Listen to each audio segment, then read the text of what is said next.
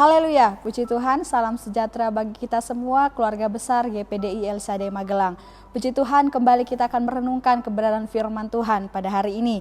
Dan firman Tuhan saya berikan judul Filosofi Padi, yang terdapat di dalam Yosua pasal yang ke-17 ayatnya yang ke-16. Mari kita buka bersama-sama Yosua 17 ayatnya yang ke-16. Demikian firman Tuhan. Kemudian berkatalah Bani Yusuf, pegunungan itu tidak cukup bagi kami, dan semua orang Kanaan yang diam di dataran itu mempunyai kereta besi, baik yang diam di Bet-Sean dengan segala anak kotanya maupun yang diam di lembah Yisrael. Puji Tuhan. Bapak Ibu saudara-saudari yang diberkati oleh Tuhan, di dalam pasal ini merupakan kelanjutan dari pasal sebelumnya yang membahas tentang milik pusaka dan pembagian tanah atau daerah dari Bani Yusuf, yaitu orang-orang suku Efraim dan juga orang-orang suku Manasye.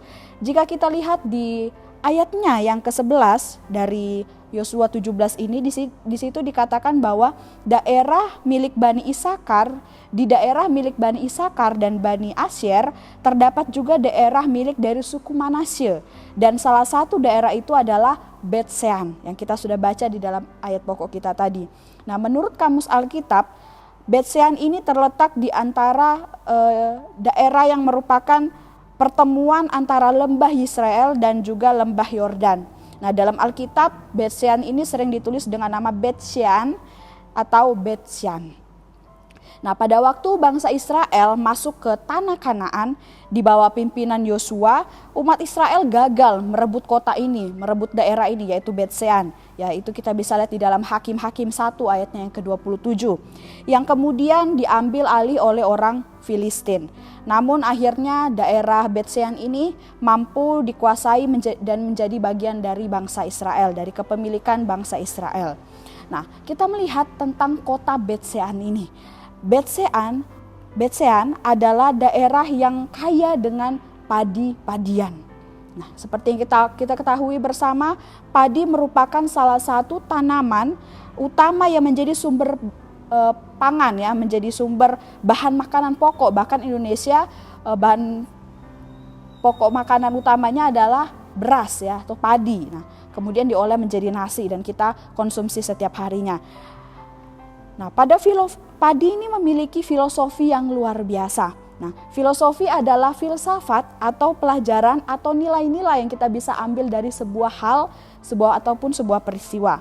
Nah, dalam kehidupan kekristenan kita, di dalam kehidupan kita mengiring Tuhan Yesus, kita dapat belajar dari filosofi padi ini. Nah, filosofi dari padi ini dapat kita singkat menjadi 3B. Dan apa saja filosofi padi yang bisa kita pelajari? Yang pertama, B yang pertama adalah berisi. Nah, padi memiliki sebuah hal yang luar biasa, yaitu semakin berisi, semakin merunduk. Nah, mungkin Bapak Ibu, saudara-saudari pernah mendengar ya kalimat ini. Nah, ini hal yang luar biasa dari padi, ya. Semakin dia berisi, semakin banyak bulir-bulir padi di dalamnya, maka dia akan semakin merunduk, semakin menunduk. Ini sudah jelas berbicara tentang kerendahan hati, ya, sifat yang tidak sombong, angkuh ataupun congkak. Yang dimaksud dengan padi yang berisi, jika dikaitkan dengan kehidupan manusia, apalagi kehidupan kita sebagai orang percaya, ini tidak hanya memiliki semua yang bersifat duniawi saja, ya, seperti tahta, harta, jabatan dan lain sebagainya. Namun ini juga menyangkut tentang hal-hal yang tidak terlihat oleh mata, seperti ilmu, ya, sifat ataupun keimanan, kepercayaan kita kepada Tuhan. Jadi oleh sebab itu, dari padi ini yang semakin berisi, dia semakin berunduk, kita juga belajar. Oleh sebab itu jangan sampai kita menjadi padi yang kosong, tapi kita harus menjadi padi yang berisi, memiliki banyak bulir-bulir. Nah, tentunya kita harus diisi, harus penuh dengan iman yang kuat, dengan hikmat yang berasal daripada Tuhan, dipenuhi dengan sikap atau sifat yang sesuai dengan firman Tuhan, dan semua hal-hal baik yang berkenan di hadapan Tuhan, sehingga kita mau menjadi seperti padi yang berisi, dan kehidupan kita diisi penuh dengan hal-hal yang baik, hal-hal yang menyenangkan hati Tuhan. Dan saat kehidupan kita berisi, ya, sudah berisi seperti padi yang semakin berisi, maka akan semakin menunduk. Kita pun harus menunduk. Saat Tuhan sudah memberkati kita dengan luar biasa, kita memiliki hikmat, kita diberikan oleh Tuhan iman yang kuat, itu harus membuat kita semakin menunduk.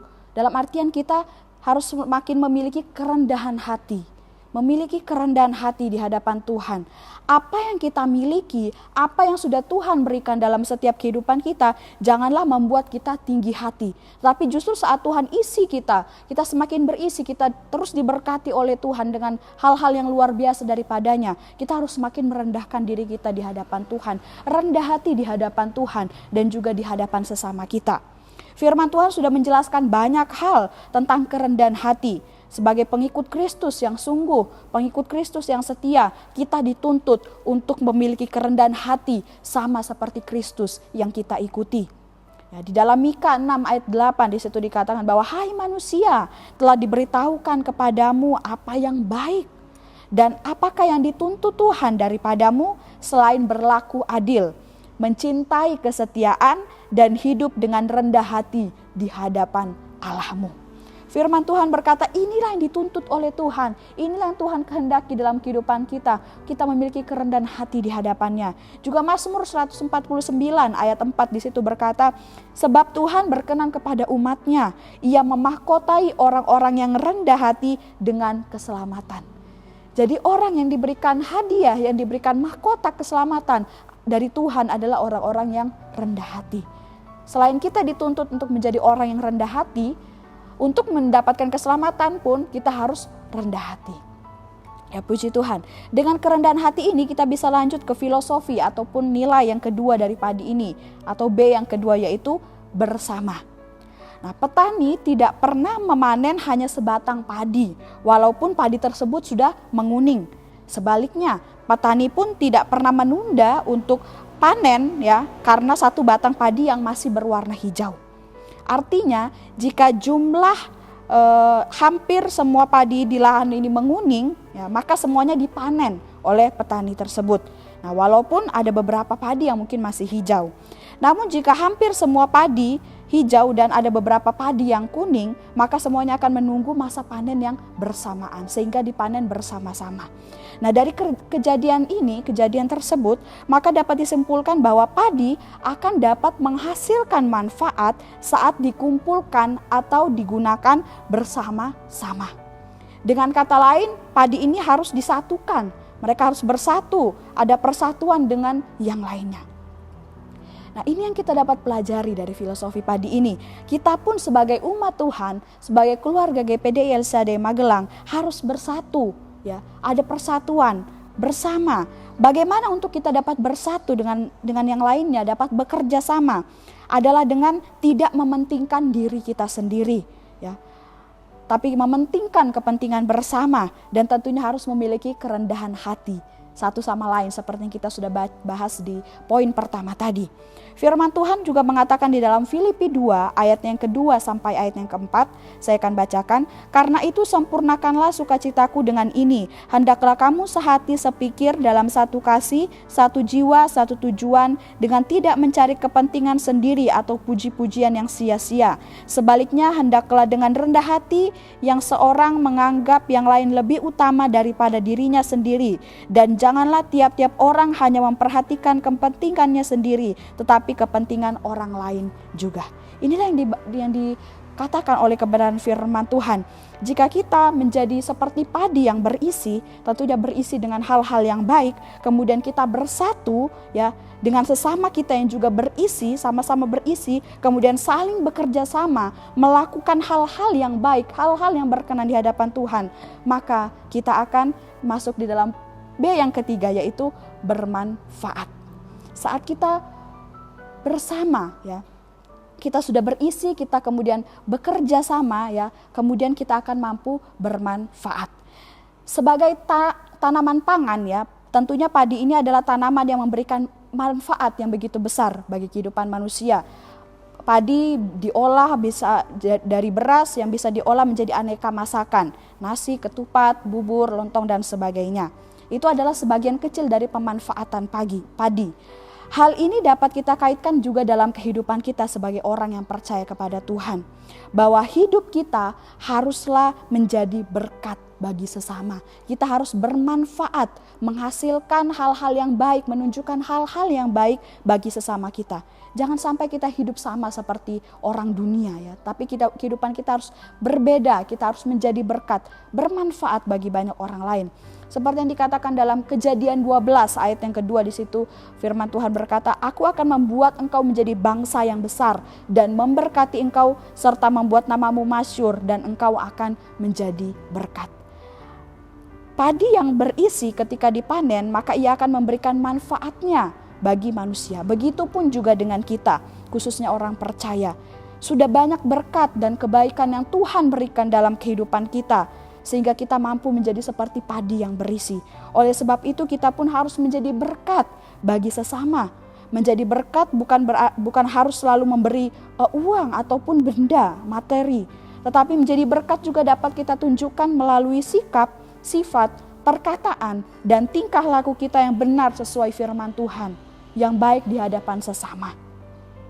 Nah, puji Tuhan, Bapak Ibu saudara-saudari yang diberkati oleh Tuhan, dari pelajaran tentang filosofi padi ini kita dapat menyimpulkan bahwa dalam kehidupan kita bisa belajar dari filosofi padi ini ya. Ada 3B yang dapat kita terapkan dalam kehidupan kita sebagai pengikut Kristus sesuai dengan yang kita bahas pada hari ini.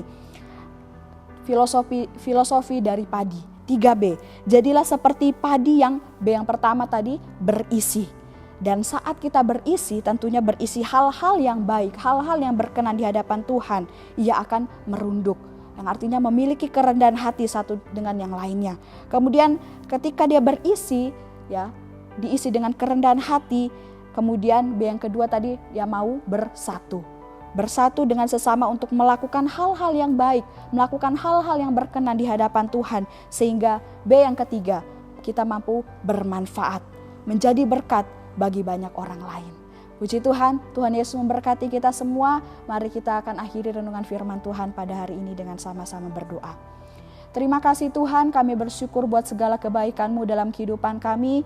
Engkau tolong kami Tuhan untuk mampu melakukan setiap kebenaran firman-Mu, dan kiranya Tuhan yang tanamkan firman-Mu di dalam setiap hati kami, supaya kami selalu hidup di dalam kebenaran firman-Mu. Kami selalu melakukan apa yang menjadi kehendak Tuhan di dalam setiap kehidupan kami.